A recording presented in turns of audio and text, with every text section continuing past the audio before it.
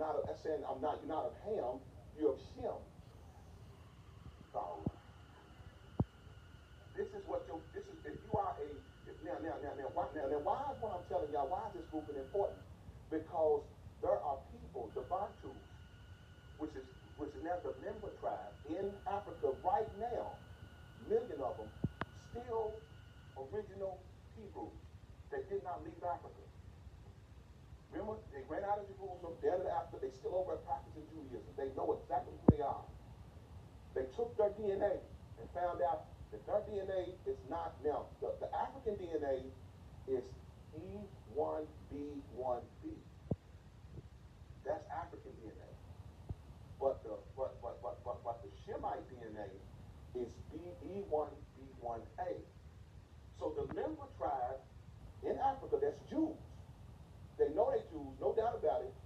They're E1B1A, which means that E1B1A. Now, why is it important?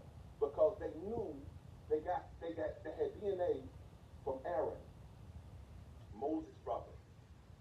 Moses' brother was the Levites, being exempt from the bloodline of Ham by the Zondervan Compact Bible Dictionary. This haplogroup represents the Y DNA of Jacob, the father of Jordan. This is Dr.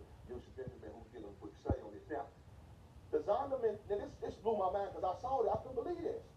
In the Zondervan Dictionary, Bible Dictionary, I read this and didn't know why. Now, they knew this hundreds of years ago. The definition of Ham, the youngest son of Noah, born probably about 96 years before the flood, and one of the 8 persons to live through the flood, he became the progenitor of the dark races, but not the Negroes. They said that's the definition in the Bible dictionary.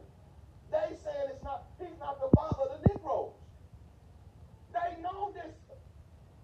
They know who you are. Don't y'all know they know who you are?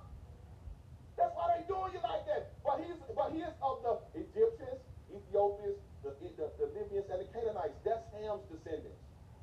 But they said not the Negro comes from the word Niger. That's where we ran to.